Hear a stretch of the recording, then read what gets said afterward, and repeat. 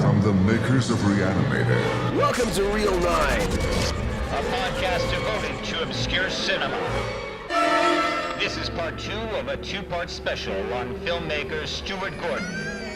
Better listen to part 1 before you listen to part 2, or consider yourself mental.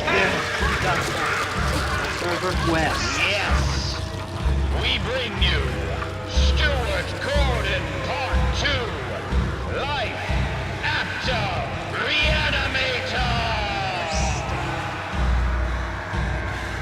Hello and welcome back to Real 9. I'm Dungeon Dan. And I'm Creepy Uncle Kevin. In part 1, we talked about Stuart Gordon the younger years, his time in Screw Theater, his LSD Peter Pan play, and how Stewie got married, and eventually made the cult classic gore film Re-Animator in 1985. And that brings us to his next film, 1986. From Beyond. They picked another H.P. Lovecraft story. This one was a 7-page story, and I'm not sure if it was called From Beyond. I think it was. So he quickly grabbed Jeffrey Combs, who was Herbert West from Re-Animator, and he got Barbara Crampton. Any girl who's going to go butt naked for you and have a chopped off head go down on her, you got to cast her again. So he cast her again. He's like, oh, you want to play an S&M girl in this one? Get tied up and whipped, be topless? Come on, you know you're sick of that soap opera stuff. You want to be degraded on screen and have a bunch of sleazy horror fans watch you. get your fucking pants down now. Okay. So Yeah, and she did. Yeah, she agrees to do that, but she's like, oh, Bride of Re-Animator, that's beneath me. Okay. There's not enough weirdness for me. I'm just going to have to move on. Sorry, Yuzna. And, of course, Gordon has his wife come back. Oh, his wife did play. Corlin Purdy, she was in Re-Animator. I don't know if I mentioned that before, but she plays a nurse. And in this one, she comes back and plays a nurse again, and she gets her eyes sucked out by Jeffrey Combs, which is nice. Wow. So it's kind of funny to watch that because they're friends. Just that scene's just bizarre. She's like, oh, yeah, he plants his lips and starts sucking his fake blood. It's like, oh, there you go, honey. There's my friends acting in a scene for my movie. And he also casted Ken Foree, who just came right after Dawn of the Dead, the original. Oh, yeah. Ken Foree. Now, Dan, I'm horrible at explaining what this movie's about. And I assume you are too. I knew you were going to throw this on me. Well, I mean, I'll go for it. But I have the IMDb description here, and then I have some notes that I wrote down. Well, basically, all right, so you want me to do it? Go ahead. Okay, so what IMDb says, it says it's a group of scientists have developed the Resonator, a machine that allows whoever is within range to see beyond the normal, perspectable reality. Nice. But when the experiment succeeds, they are immediately attacked by terrible life forms. A vision of what might lie across the universe. Or within the deepest regions of the subconscious. Okay. Yeah, that about wraps it up. Kinda. So what happens is there's this doctor named Dr. Pretorius, who's played by this guy, Pretty Ted sure that's Sorrell. how you say it. Dr. Edward Pretorius. So Dr. Pretorius invents the Resonator, and it's this machine that stimulates the pineal gland, which is also known as the third eye. So I tried to look up and see what the heck this pineal gland is, and from what I read, it's this little pine cone-shaped thing that lives between both sides of the brain and basically tells you when to go to sleep. Who went to sleep? I don't know. I'm not a doctor. Dude. That's it? That's pretty much it. But Man. in this Talk movie, about having a go ahead. in this movie, it comes alive and produces hallucinations. Hallucinations. Makes you lose your ability to speak, and also makes you horny as hell. And then until it bursts out the middle of your forehead and goes like wheeling around like this little skinny dick outside your forehead, and you're all tripping out. And then shape-shifting creatures like eels erupt and start biting at you. It doesn't make any sense, dude. See, this is why the film is hard to explain. What's that? You're like, it doesn't make any sense. why the fuck would you want to invent a machine that does that? I think the original intent was they were building a machine so they could look like into other dimensions. Right. But, of course, you know, anytime you do something scientifically cool like that, it always goes, you know, batshit crazy on you. And they go into Lovecraftland. You got eels and crazy fish things, and people are mutating into reptiles. I don't know. It's I a don't hard, know either. it's a difficult movie to recommend, isn't it? Yes, it is. You have to be a true fan to watch it. It's a good movie. You should see it. It's out of control. You've got to turn it off. But don't think you're going to walk away understanding it. It's out of control. You've got to turn it off. And there's something, like for me, it's. I rewatched it because you, Dan, thank you very much, gave me a Blu-ray copy of the film, and then recently, and I rewatched it. And it was kind of sad for me because I love the special effects so much, but they're so practical, and some of the ways that they're trying to describe the mutations that are happening are kind of archaic now because of our CGI effects. Because they're showing mutations happen, then they'll cut away, and then they cut back, and the mutations in another form, cut away, cut back, and they're basically 3 stages of props. Right. And so you never get the full, kind of like an American Werewolf in London transformation scene that you would want, even to that level. But there's like these really cool intercutting shots where you see these things grow and get bigger and bigger as the Dr. Pretorius, or whatever his name is, mutates into this weird creature. Yeah, weird creature is putting it mildly. Right. It's at points of it reminds me of a Henrietta's head and neck from Evil Dead. Evil Dead 2. Yeah. Big old long neck and the head just bobbling all over the place.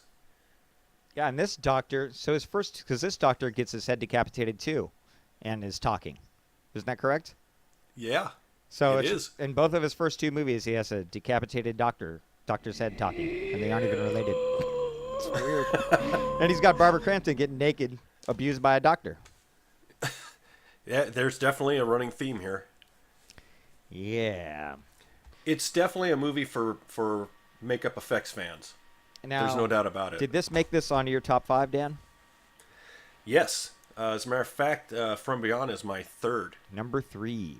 Yep. Bride is my number 2. Bride doesn't count. It's not directed by him. It counts in my land. Okay, whatever.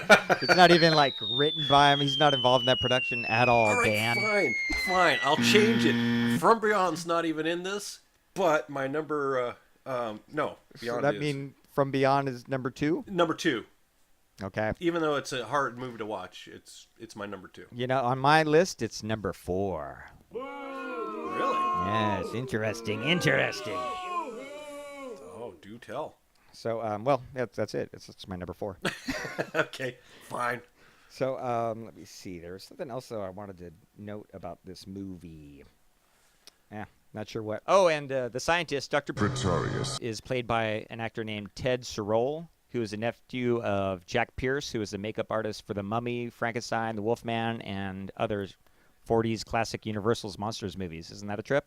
but a little weird. I think that's really cool. Yep. So there he is years later, being dressed up in slime, raping this girl, being like, I'm carrying on the legacy. Yeah! That's pretty cool. So anyway, on to the third film, Dolls, which is made in 1987 and is not related to H.P. Lovecraft. That's right. They had to get a real screenwriter for this. An original idea, I guess. It's kind of been done before, right? Scary Dolls. It has. This one was fun. By a script co-written by Ed Naha. He's the co-founding editor of Fangoria, right? Yes. And Back in the early day. He also wrote RoboCop. I didn't know that. Which is interesting. So yeah, but in 1987 he was doing Dolls for Usna and Gordon. What'd you think of Dolls? First off, what's Dolls about, Dan? Dolls is it's a group of people that wind up in this creepy old mansion with these two elderly people that make dolls. And like the whole house is just full of them. So you get your classic mix of people. You get the family, which I believe Carolyn Purdy Gordon plays the bitch wife. And she says, I can't talk. What's that? Anyway, this group of people they're all stranded in this castle, and the fucking dolls come alive and start killing them one by one. I think the punk rock chick is my favorite kill out of the movie. Yeah, definitely. It's like on the cover of the box. But it's weird, too. They kill them and then turn them into dolls. Yeah, but how do they shrink them and all that? I forget. I don't think they ever really show us. It's almost like they take the brain out, shrink it down, and sew it into a doll head, and then, now the doll's alive. Yeah. I don't know the logistics in it. I remember watching the movie, though, when I first saw it, and I was really young. What's this, in 87? So, yeah, I didn't see it in 87, but I was like a, tweenie or something. I was in my teens, and I thought it was really effective, and it wasn't scary or anything, but it was really cool to see. And I saw it before Child's Play, also. So I thought it was pretty cool. I liked it because, again, you had great makeup effects, great gore scenes. It was a fun movie. Yeah. I've never been one of those that's like afraid of stuffed animals and dolls and mannequins. That never bothers me. But, think about it. There's this doll sitting in your room. What if you went to sleep? What if that thing really can jump up and wander around the house? Cut the shit, Dan. I think I liked it just because I like stop motion, Right. And it's cool to see, it's groovy to see these little dolls moving around in stop motion, holding knives and going and attacking people. And, of course, this is Charles Band, so he got the huge idea of making the Puppet Master series. What are they, on part 8 or something now? I think they're... Past No, that. there's more than 8. More than 8. Yeah, they're past 8. That wasn't a... When I first saw the Puppet Master, I wasn't all that thrilled with it, but it does grow on you. I haven't seen them all, but I've seen several. Yeah. I'm sick of that. But they're trying to make a new one, too. Puppet Master, I heard. Third Reich or something. Or they have made it. And I think they have a good director for it, though. Some foreign horror, gory guy. I forget who it was, but we're not here to talk about that. Even though I guess it is related. Charles Band totally did run with this idea and go on to do that. But no, I appreciate Dolls. It did make it on my list. I put it at number 5. It's my 5th favorite Stuart Gordon movie. How about you? Dolls would be my 3rd. 3rd. Actually, no, I take that back. Dolls would be 4th. 4th? Yeah. Well, he and Charles Band worked together for 10 years. They had a 10-year relationship, and it started with the film Robot Jox. And Robot Jox took 3 years to make. It's a new age of combat. Wow. And it sucked balls. And the movie sucked. It took... It was horrible. The guy who did the stop-motion effects for Robot Jox, let's see, what year is Robot Jox? 1989. So this is the first time he took a little break here. But that's what Gordon said. He said it took 3 years to do, that the stop-motion effects were supposed to take 6 months to finish, and it took the guy 2 years to finish that. And a lot of the stop-motion effects he was doing was live out there in the desert.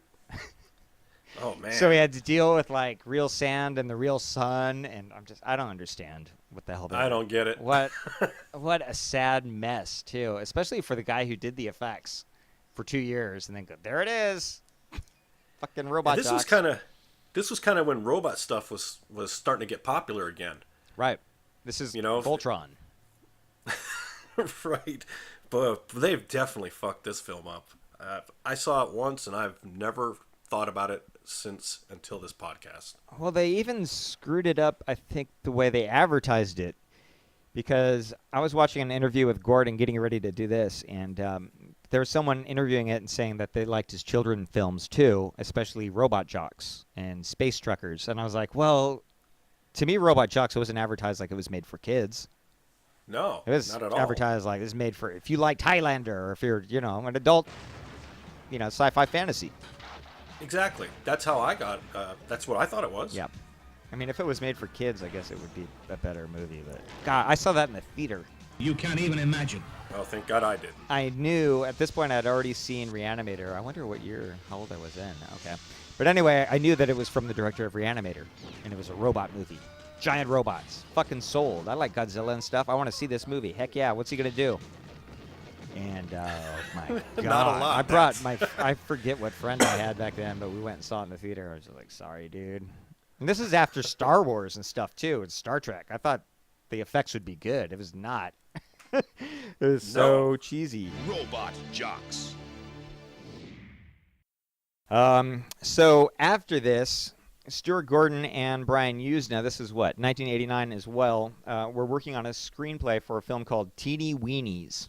And that sounds dirty. Yeah, it does. And it's supposed to be a horror film about a mad doctor that invents a machine, and he accidentally shrinks his kids down into ant-like size, kind of like an Ant-Man sort of thing. And Disney, somehow they approached Disney about this, and Disney was interested in it. They wanted to change the name from Teeny Weenies to Honey, I Shrunk the Kids. Honey, I Shrunk the Kids. We're all the size of boogers. they said, Stuart Gordon, after we saw Robot Jocks. For some reason, they believed Stuart Gordon could do this. And they let him go ahead with directing. And they got so far along in Stuart Gordon almost directing Honey, I Shrunk the Kids, he quit directing the movie 2 days before the shoot. 2 days before they shot. They had the complete cast crew, all the props were ready, everyone, the script was done. You know, the DP was there, everything was storyboarded, and he went into Disney's office, and I guess he had he felt kind of like faint or something, and he had a nosebleed, and he said he like coughed or something, and blood spat out of his nose or his mouth like across, like onto the desk and stuff. Wow. And they're all, you got to go home. So he went home to his wife, Nurse Purdy. She always plays a nurse in his first two movies anyway, From Beyond and Re-Animator. Right. So I think she really is kind of a nurse in his life. He calls her Nurse Purdy in one of his interviews, and I was like, that's some sort of weird kinky thing. You know what else I heard is that I just found this out, Dan, she's one of the naked girls from the Peter Pan play. Okay, that figures. That makes sense now. I was like, oh, okay. Yeah. So she was being naked. He was projecting stuff, and then he married her later. So she told him to immediately go to the doctors, and the doctors said that he had high blood pressure, and he was in danger of having a heart attack, and they said he shouldn't go to work. And he's about to shoot for 2 days. So this was a huge fucking deal for Gordon, man. He had to go to Disney and say, I can't do this because of my condition, and he's too stressed out. And I think one of the reasons for his stress is just like anyone working with Disney, because he did say that he thought it was a horror film. You know, if you got shrunk down to an ant size or like smaller than a freaking ant, he's like, oh, these people would be dead so fast, and like fleas and worms are going to be horrifying, whatever it is. Everything's going to get you. Yeah. He's like, this is going to be When you're scary as hell. And so him and Disney were having arguments about that. And he kept saying stuff like he wanted to make sure the audience felt that these kids could die at any second. Honey, I torture the kids. And they said, well, we don't really want them to feel that way the entire movie. You know, so they had these big arguments. And check this out. This is the killer. This is the bad, really tragic part. So Gordon says no. They go over and hire this first-time director, Joe Johnson, to direct Honey, I Shrunk the Kids. Yep. And after that, personally, he went on to direct Jumanji, Jurassic Park 3, and Captain America. Wow. And here Stuart Gordon has been working so hard, and he gets this big shot with Disney. And Stuart Gordon's last feature film is called Stuck, just like his career. No, actually, you know, I guess he feels okay about it because, he has to, right? I mean, he's still alive, and he got to make all these other movies. Yep. It happened. It's done. Still, wouldn't that be wild? Like Stuart Gordon, Jurassic Park 3. I wonder what kind of stories he could tell us about what was going on, prepping this movie that stressed him out so much. Because, I mean, to be honest with you, a conflict of whether this is going to be a happy-go-lucky kid movie or a horror movie, that's really not that stressful. There had been a lot more going on. Yeah. Well, I figured just money for his first time. What I think Re-Animator was $800,000. That's pretty much his budget range. I don't think he really goes over $1 million that much. Maybe Robot Jocks probably cost a lot, I guess. But I mean, Stop bringing that movie up. This was a big budget movie, man. I don't know. Yeah, and it was a huge hit movie. Turns out. Right. So that's sad. Yes, it is. It seems like he quickly picked up his game, though, because in 1990 he made a TV movie called Daughters of Darkness, which I haven't seen. I believe you haven't seen it, right? Nope. Well, it stars Anthony Perkins, and that's pretty much as I know about it. So that was in 1990, and then he went on to make a remake of Pit and the Pendulum, Edgar Allan Poe's, in 91, starring Lance Henriksen. It's a slice of history. And that was a good one. I enjoyed it. You know, it also had Oliver Reed in it, even though he ends up getting killed off. Still. But the fact is, Oliver Reed was kind of a big name back then. He had done a lot of other horror-type movies, but he was in things like... The Devils. The Devils, for one, and what the hell's the name of that movie where the house keeps rebuilding itself? Burnt Offerings. Oh, yeah. With Karen Black. Yeah, he's awesome in that one. Lance Henriksen. Lance. We're going to call him Lance. he does a great job in this. He plays a crazy-ass monk. Chief Inquisitor Torquemada. And I remember he sleeps on this big, elegant bed with a gigantic sword barely suspended by, like, twine. Right. Hanging over him so that any time he could fall and just stab him right through his chest. What a weirdo. All right, you know you're a fucking lunatic when that's how you like to sleep. But he takes a liking to this girl, and of course this girl's a simple, like, bakery type of girl, her family. And she's got a guy that she loves, and of course the Inquisition's going on, so they snatch her up for being a witch. Just because he wants to see her naked and possibly get laid, although he's got an issue with getting laid, because he tries and can't do it. Yeah, he's a pervert. Filthy little freak. Yeah, he's a weirdo, man. I love it when he's looking at her. He disrobes her. You get to see her naked, guys. And then he goes and he says to pinch her. And the guy's pinching her, and he's like, "Look, a third nipple." I got to look at your boobs. And all these weird things that he does to women to make them appear as witches is hilarious. And dark. That guy's voice, man. He can say anything, especially in that costume, all dressed in that robe. Yeah, it's creepy. It's intense. One of my favorite scenes is the old lady. You remember the old lady that got drug in at the same time that I think it was Denise Huff that played that. Right. No. Yeah, the girl from Subspecies. I think it was her. The old lady? No, not the old lady. The young girl that we all got to see naked. But the old lady, she knows that she's not getting out of being burned alive. So while they're carting her up to the big burning pit, I guess you call it, she notices she's about to pass burning a pit. big, like, They're taking her to a basket steak. of gunpowder. And she starts taking huge handfuls of it and chewing it and swallowing it, just forcing it down her throat, right? Right. And I'm all like, this chick is fucking crazy. Why is she eating gunpowder? Well, guess what? They tie her up, they light the fire, she fucking explodes, and half the crowd gets killed by broken bone and stuff. Yep. That's beautiful. Shrapnel. That was a killer movie.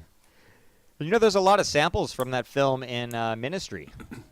I don't know if you guys are fans of the Ministry album. I'm all talking to the audience. But the band Ministry uses a lot of samples from that movie for some odd reason in their Psalm 69 album. Yeah. Which is weird. I heard them. And one of the sounds is from that old lady. Right. One of the sound bites. Liars, blasphemers, that kind of thing. Pit and the Pendulum came out in 91, and I think it went direct to video, right? Yeah, of course. And, direct to video. I watched it several times back then. I was still in 91. I was still like in high school, so it came out, and I watched it a bunch of times on video. Really like that movie. I'm over it now, though. Kind of.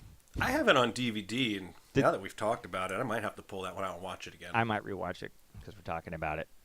But did that make that on your top 5? As a matter of fact, I put that one as my number 4. I figured it would, actually. That one's probably like a number 6 or 7 out of this list. Cool. That's not bad. Yep. After this, he made another bad movie, I think. Fortress. Have you seen that one? Yeah, I did see it. I wanted to like it because I liked the main actor in it, but this movie really falls short. It just turned into a Mad Max, but nowhere near as cool as Mad Max. Isn't it? What is it? It's like a get out of space jail kind of movie, or what is it? That's what it is, isn't it? It's the guy from Highlander. Yeah, that's why I thought it'd be good. This is Christopher Lambert. That's his name, and he's in some sort of fortress, space jail, and he's got to get out. Christopher Lambert, Fortress, where the punishment is the ultimate crime. And it's just like the movie, even though it's aspiring to be something big, it's just a lot. It seems like a lot of indoor footage. I mean, they're always in the spaceship. It just looks like they're always on some set to me, a cheap set, so it doesn't work. Yeah. And then they have these exteriors with some like CGI stuff or models, and it looks just silly. And then people are overacting, and the quality of the film's bad too, I think. I think we can do better. So, thumbs down. And I saw it in the theater too. That one made it to the theatrical. That's strange that Robot Jox and Fortress made it theatrical. But that is a kind of strange thing. I knew that this one came out in the theater, but I didn't go. I waited for a video. So then he takes about 3 years off here, before he makes Castle Freak. The director of Fortress. Now, Another one of my favorites. that's in, what, 95? Castle Freak, isn't this when Charles Band had a castle or something? And he said, we got to make a movie with a castle? Yeah, I think this was the first movie he shot after buying a castle in Romania. And they used his castle, and it looks great. I mean, it's been in a lot of the Full Moon movies. It's a beautiful location, so why not use it? Charles Band, by the way, is the producer of these films, and he's the one that started Full Moon Productions and, what was it, Empire? I started with Empire first, Okay. and then went to Full Moon. Right. Yeah. And Full Moon has put out a lot of good movies. Full Moon did very well for themselves. I mean, what they've done is a lot of crap. I've seen a few. But they also put out the Subspecies. I like those movies. Those were fun. So, Yeah, they're all right. Castle Freak was one of their better ones, in my opinion. The makeup effects for the Freak were outstanding. It was like a full body makeup. Yeah, the title pretty and much we didn't- explains this movie. There's they go to the old castle. What, a couple goes to the old castle? I don't know why they go there. It's a family. Now an American family. It's a family. They inherited it. Oh, yeah, okay. and then, so they're going to go live it, and they don't know that there's this weird freak thing. He goes around killing people. He's like, I forget, why is he even down there? He's chained up in the basement. Freak. He's chained up. He's and all I think, deformed and. Giorgio Dorsino. He was never buried. She kept him alive. He's here somewhere in the castle. the housekeeper, the one that tends to everything and does the cooking, but she keeps him chained up down in there, and she'll feed him scraps of whatever's left, just totally abusing the poor bastard. And he's ugly as all hell. I mean, the makeup was really good. If I saw that fucker in my house, I'd just go ahead and kill me. I don't want to deal with it. There was a bunch of, what year was this? 95. There was a bunch of cool makeup coming out around that time. I remember getting this makeup job and the guy from Unnameable. Kind of confused. These two. Remember that makeup? I was phenomenal. I forgot about that movie till you just said it. Right. Unnameable 1 and 2 are high on my like list. Yeah, maybe I'll rewatch but that. I'm not even sure if I have them. Right. That monster was cool, but it reminds me of the Castle Freak job. I don't know why. I guess because they're both really pale. And they were both full-bodied. Yep. See, that was yeah, the they're thing. both In Castle naked. Freak, the freaks run around butt-ass naked. Junk is swinging everywhere, which is freaky enough to watch. Hell yeah, dude. You got a naked guy running at you? So funny. Today I was watching on YouTube. This is complete left field, but there was a naked guy that walked into Walmart. Castle Freak. And people didn't know what to do. They're just all afraid, walking away from him. They don't want to touch him. They don't want to talk to him. Nothing. They're just like, all right, dude, you're naked. It's the same with like a naked freak, like a demon with his dick dangling out, going, running after you. That's scary. Just looking for something to hit him in the balls. Oh, man. It's crazy. Isn't? And Barbara Crampton's in this one too, huh? Yep. She's in this one. I don't believe she gets naked or wears anything sexy, but she's in it. But I think Castle Freak likes her, right? Oh, yeah. Castle Freak wants to use that junk. He comes after her. I think Kit manages to get a hold of her and drag her away, and then Hubby has to try to find her. I don't think Hubby lives. I'm going to have to watch this movie again. But I put this on as my number 5. Oh, yeah? Yeah, I would say mainly because of the makeup. Oh, no, it There works. was a lot The of- makeup and the location. The movie looks good, too. It's way upgrade. Yeah, it was shot... whatever the it film was a huge... If they shot on I don't know 35 if- or whatever, it looks better than the film quality of Fortress. Right. And plus they have that giant castle, great effects. The script's pretty bad, pretty weak story, But It is. But it looks cool. And it's good for a low-budget movie, especially from Full Moon. This is a great film from Full Moon. But I agree. yeah, I dug it. It's good for that. If you want a direct-to-video horror film, check it out. It's fun. After that, he made something that we just got to skip over. This just goes, you throw it right with Robot Jocks. You can make this a double feature. In 96, Stuart Gordon. I got excited about this, Dan. Stuart Gordon's getting to make a movie with Dennis Hopper and Stephen Dorff. I thought this was great. I know. Called And of course, I didn't really realize who Stephen Dorff was at the time because he was new. Right. He's a guy from Blade 2 and 3, I think, 2 or 3. Yeah, he's from Blade 2. Cecil B. Turns out Demented. Yeah, from Cecil B. Demented. But Dennis Hopper, he had just come out with some great movies at that time, and he had done Texas Chainsaw Massacre 2 prior.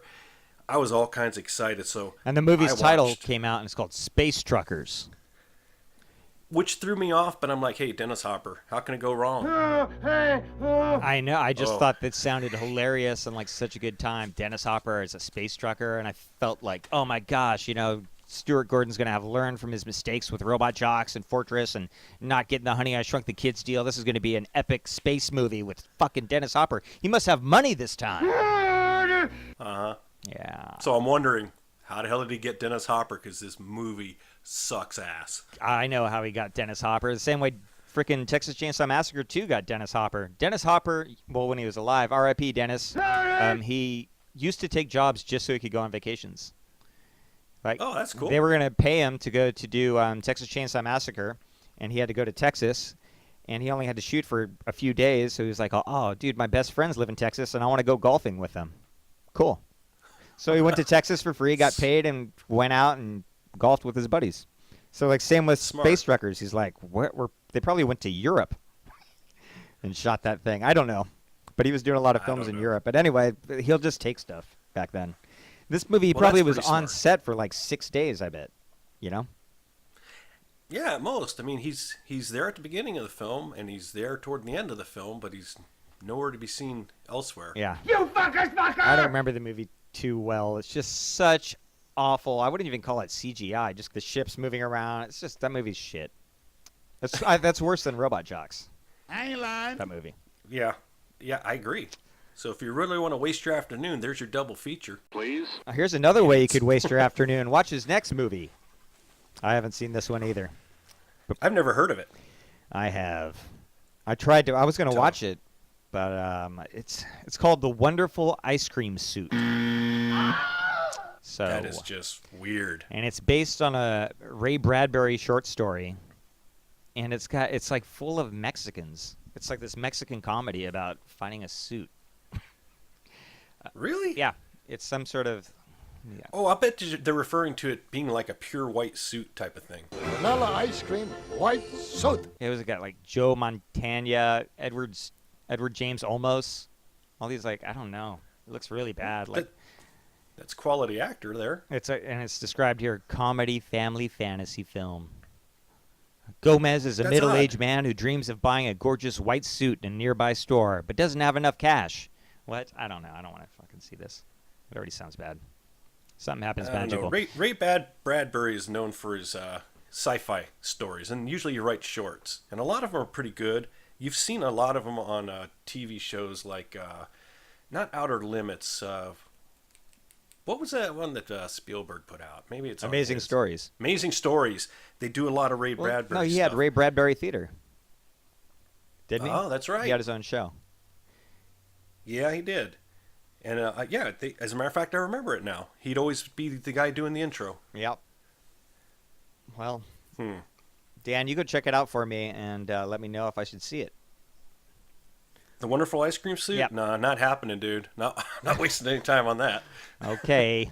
And we are now in the year 2000. Not right now, but back then it was. Wow, we can time travel on this show? This is great. That'd be awesome if we could. Well, we're looking back. Actually, at the year 2001 when Stuart Gordon came out with the movie Dagon.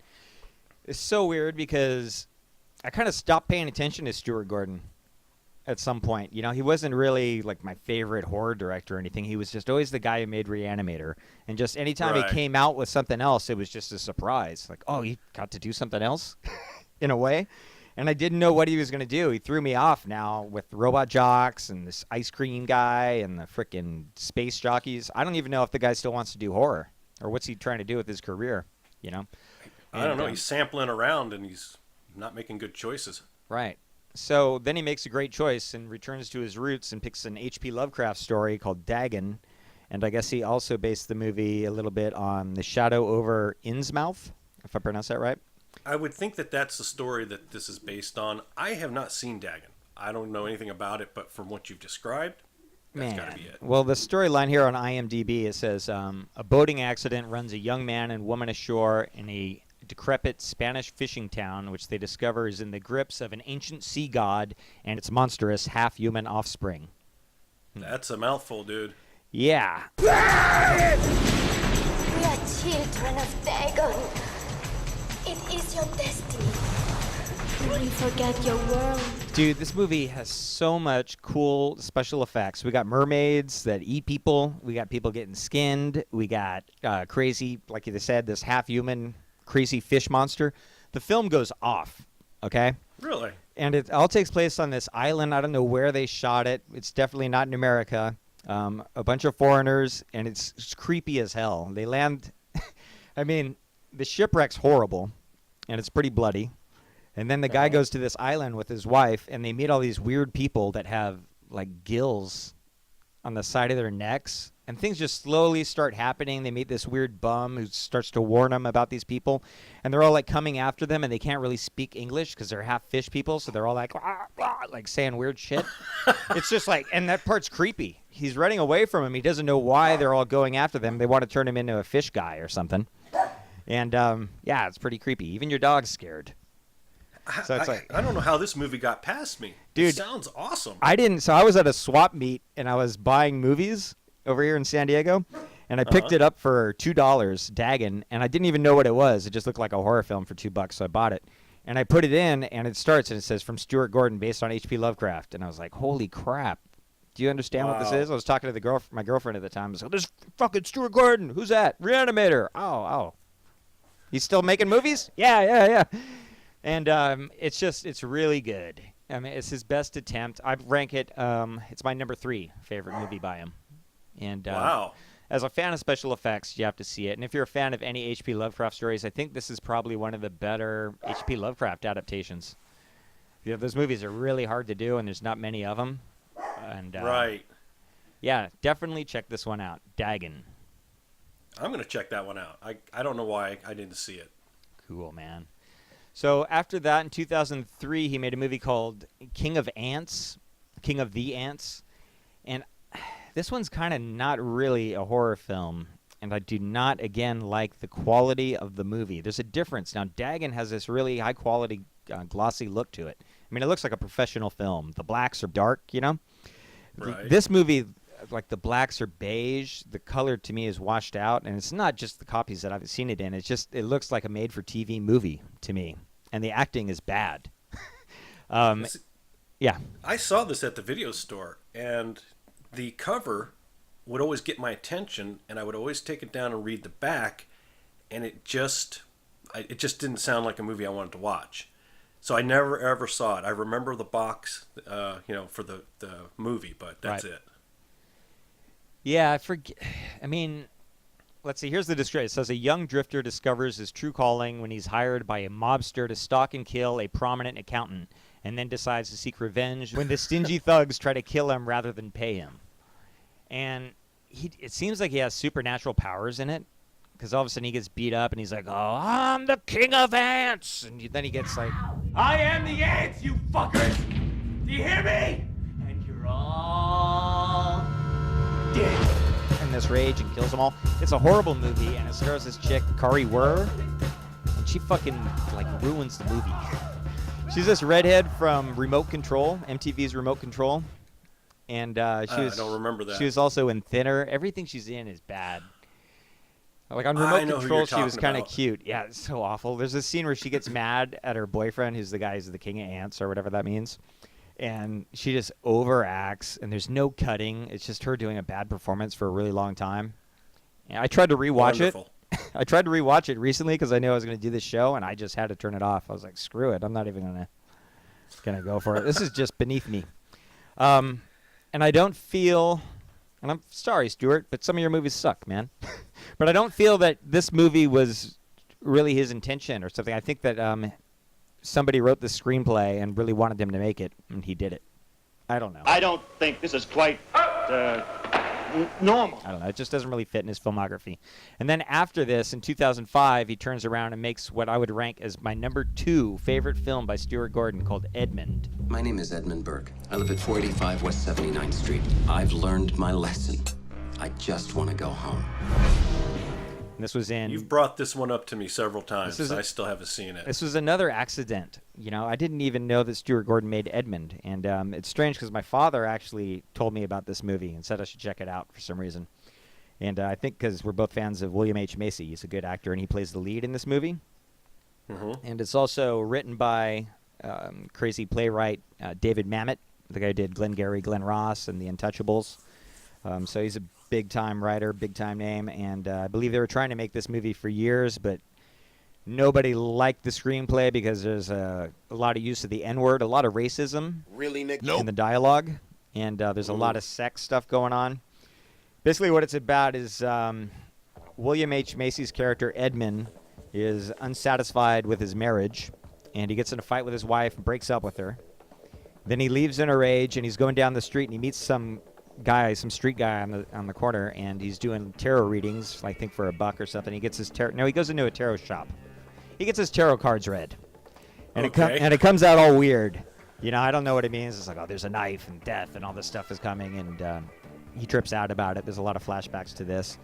So then he goes to a bar and he starts to vent to this guy about his problems with his wife and how he's sexually frustrated and he just wants to get laid.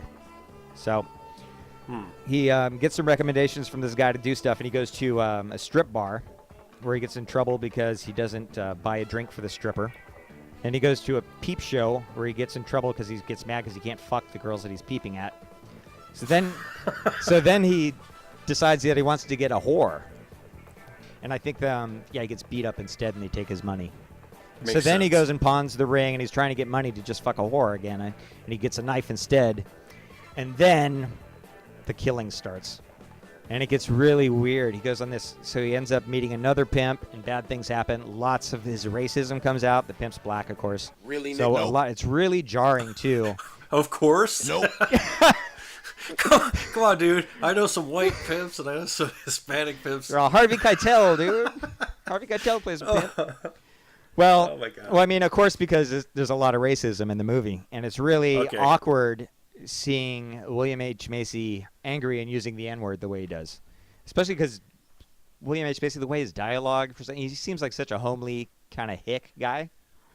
He's not the type you would think would spout that kind of stuff. Holding a knife, you're going, F you, N-word, and all this stuff. Oh, my God, what the hell? And then it goes on, and he ends up having several relationships that end badly, and the ending of the movie is both dark, twisted, and rather funny. I really recommend it. The acting is top-notch. Julia Stiles is in it as well.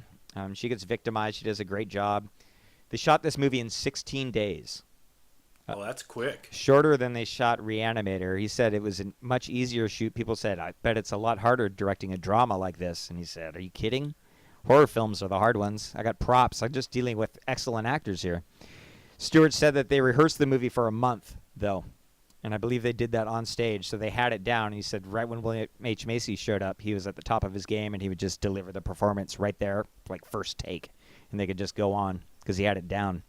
And he said also, like, Macy's presence on the set made everyone, including the crew, just work top-notch because he was coming off of, I think, like, Fargo and all that stuff. So he was a big name at the time. He's a brilliant actor. I mean, that's why we like him. Oh, jeez. Yeah, and they're friends. Stuart Gordon and William H. Macy are friends in real life, and they met back in his college days. And also to repeat something that was in the first podcast, back in the day, still back here in 2005, Stuart Gordon was intending on making House of Re-Animator starring William H. Macy as the president. Oh, jeez. Who was going to get reanimated be so badass. by Herbert West. Yeah, and it's still on the table, and William H. Macy is still down to do it. If they can do it. And I think they should do it because it's about reanimating the president. And since right now we're going through all this stuff with our current president, it'd be a great time to do it. People would trip out, and it'd be funny. I agree, but I can't wait to see what the rest of the movie's going to be like because so far nothing reanimated works like it's supposed to. Right. It's off, it's evil, Yeah. Now you got the president going into Congress. He's not delivering a speech. He's killing everybody. Yep. Well, that could be fun. So Edmund, check it out. I recommend it to all you, even if you're listening to this and you're not a horror fan. I don't know. But I recommend this for people who just want to see a drama about, murdering women. It's really good. a kind of a tongue-in-cheek racist drama about murdering women and being sexually frustrated. Maybe it's a guy film. I don't know. I don't know, but that sounded great. I love it because Stuart Gordon is such a happily married man, and he really goes for the perverse in this as he's filming Edmund walk down the streets being horny. Just everything that he looks at is like, oh man, this guy's a pervert. I don't know what was going on with his marriage. He was not getting any, but good movie, man. I'm putting it on my watch list now. I promise. All right, and just a few more to go here. After this, he did 2 episodes for Masters of Horror. And how'd you like those, Dan? Nope. I didn't actually see these 2 episodes. I've seen several of these, but not the ones you're talking about. Yeah, they're both just... I kind of like... Well, the first one's called Dreams in the Witch House, and this is, again, an H.P. Lovecraft story. And it's pretty badass. It's got the same guy that starred in Dagon. I don't know his name. I think these are like the only 2 major films that he ever got to do, poor guy. But it's about a guy that rents a room in a house, and I guess the house is run by some witch. There's other people that live in this house, and there's a rat with a human's face on it. They're real. The witch and the rat. You've seen the rat. Oh, Walter, you're scaring me. They want me to do it. Don't hit me. I'll call cops. God. Well, that's cool. Yeah, it's really... I think it would have read better in the book by H.P. Lovecraft, because it kind of looks corny when you see it. There's a little rat, and then they have a close-up, and there's a dude's face on it. I don't know. But the description of it, that there's some sort of rat coming around that has a human's face on it, sounds scary, but when you see it, you're kind of like, oh, he should have directed Honey, I Shrunk the Kids. That's funny. It's like cute. But there's a lot of baby killing in it and witchcraft, and it kind of has a little twist ending. It's a Masters of Horror episode. It's only 45 minutes long. And right. It's really good. I like it. It's good for what it is. The next one he did was The Black Cat for Masters of Horror, and already I'm so sick of the fucking black cat. It's a fucking cat. How many people have made this movie? We got Argento several. did it, Fulci did it, Corman did it, Gordon. I never understood it. I mean, I've seen some of the ones that you just said, and they're not high on my like list of movies. And this one I tried to enjoy so much because, well, you're going to want to see it because it has Jeffrey Combs plays Edgar Allan Poe in the movie. Leave me alone. Great. And so they do kind of flip the storyline where it's Edgar Allan Poe in the film and he's being harassed by the Black Cat and different things happen. And Jeffrey Combs also plays Edgar Allan Poe as a raging alcoholic, which is very fun to watch. So he's there, and it's hard to watch for me because I know who Jeffrey Combs, and he's got this makeup on. I guess it's pretty good makeup, but he's got this big nose and all these facial prosthetics to look like Edgar Allan Poe, and I still see Jeffrey Combs. Get my buddy here a drink, will you? Didn't they do the same thing to him in Necronomicon? Right. Yeah, Necronomicon, directed by Brian Usna. Yeah, they changed his face when he came in to the look like H.P. Lovecraft. Crazy. Yep. I mean, it kind of works, but it looks like he has freaking foam latex on his face, dude. Right. I don't know. It looks kind of silly. I'm wondering if Edgar Allan Poe was a drunk. Yeah, he was. There was a movie. Okay, because you remember that movie that came out, The Raven, like 4 years ago? Uh-huh.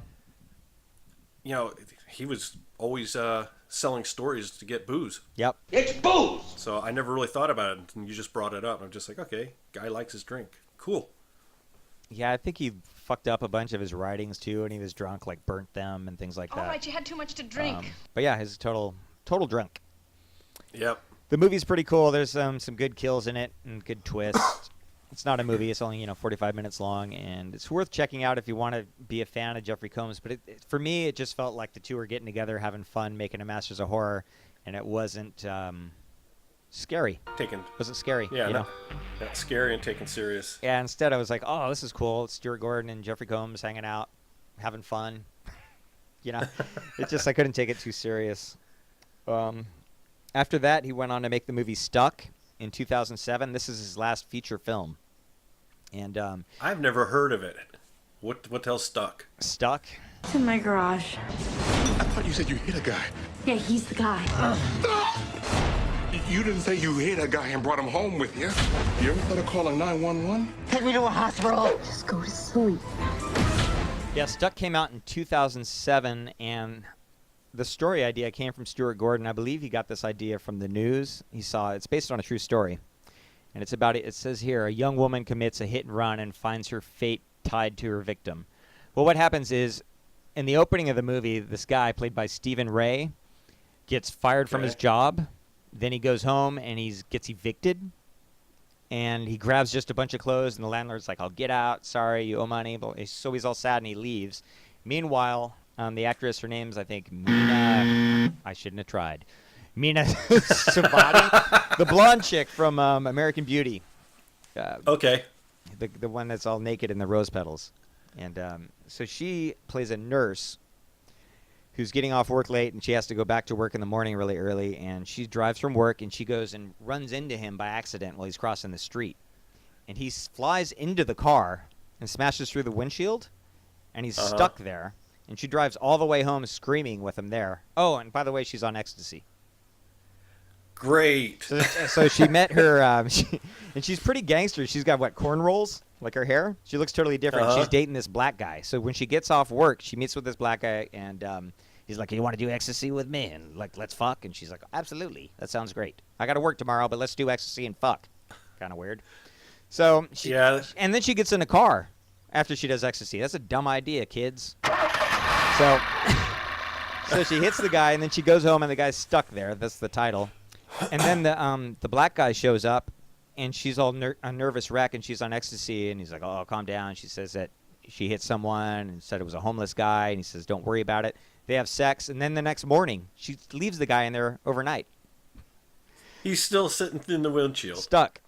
And Great. So then the next morning, she wakes up, and she tries to take care of it, and the story slowly gets weirder and weirder as neighbors notice something going on, and as she tries to convince her boyfriend to cover up the body, and then he finds out he's still alive, then they want to kill him. And I was about to ask, is he still alive, or is he just a corpse? And it becomes what should have been a Masters of Horror. I think, or at least shorter. If this movie was 45 minutes long, I think it would have been tight and good. It's just, there's not enough for it to be an hour and 25 minutes long. I'm looking at the running time, an hour and 25. You can tell he was trying to stretch it and make it an hour and a half. But they just kind of couldn't with this simple story. And the ending, for some reason, I just did not like it. It ends with, well, I don't want to spoil anything, but that's it. That's it. But at the same time, you're like, but he's still fucked. He's completely like, yeah, it's kind of sad. And it just fades out. And I thought for sure they were going to put some sort of scroll or text saying something, since it is based on a true story. What happened, but it just ends. Wow. And that's the craziest shit I've ever heard, dude. It is kind of worth watching. Well, I don't know. I'd skip it. It didn't make my top 5, but it's kind of interesting. I don't think I'll watch it. Yeah, it left me stuck. And I think it was a bad film, even for her to be in, I think. And it was not a good casting decision for her. She's playing kind of like this blackish chick or a thug. And I did not see her playing that girl. She shouldn't be in, Orange is the New Black kind of thing. But, yeah. I don't feel as though it's my car. So then he directed an episode for the television series Fear Itself in 2008, and the show is called Eater. And the girl is in it. I forget what her name is. But it's strange because I took this video editing class, and she was in the footage that I was editing for some movie that never came out, and I felt like I always had some sort of relation with her because I saw these outtakes and was trying to make her performance look good. And it's just a trip to see her in this.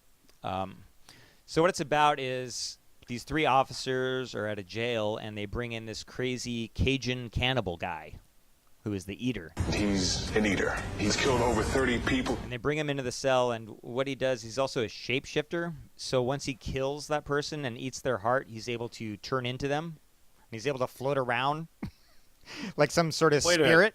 It's kind of like Shocker. It sounds so stupid when I'm describing it. But when you see the movie, it's all twisted, and you just don't know which one's the cannibal. Okay, so he can leave his body, kill somebody, eat their heart, take their shape, and then just hang out for a while and do it again? Yeah, I guess so. Okay. I think you need to get close to him. He somehow rips out your heart and eats it, and then he takes your shape. And then he fucks with everyone around him. It definitely has potential to be a freaky-ass show.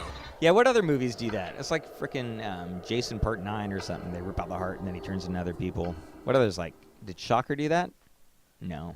No, Shocker was the guy, the criminal that they executed by electric chair. And now his evil spirit can travel through electricity wires.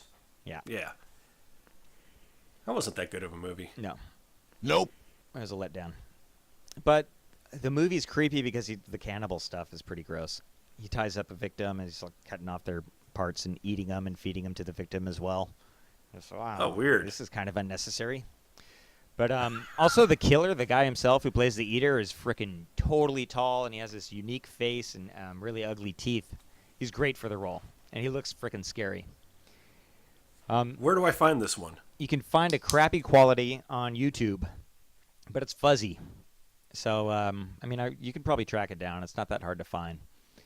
And I think it's effective for a good TV show. It has the twist ending, and it's short, which I like. And it's gruesome enough to gross you out, and it's twisty enough to keep your attention. I like it. It was better than the Master of Horrors that he did, I think. Okay, I'll have to put this one on my watch list now. Yep. So there we are. So his last film was in 2008. So it's been a while. And there is, on his IMDb, another film that I guess he's working on. But I don't buy it. So I'm hoping that he'll do House of Re-Animator, but I don't think he's going to do that either. We'll see. Oh, that would be a shame. I hope he's involved. So we'll see. Let's hope that he can do another movie, and hopefully he can do Re-Animator. He wound up doing some great films later in his career. Edmund, really you should check out. That's the one that I think makes him actually a legitimate filmmaker, not just a splatter horror filmmaker. And then Dagon is probably one of the best H.P. Lovecraft adaptations. So check those out, kids. Make notes. We will, Dad. All right. I think that wraps it up. Unless he makes something else. All right, signing off. I'm Creepy Uncle Kevin. I'm Dungeon Dan. Now stop that nonsense. Just stop it. Goodbye. Bye.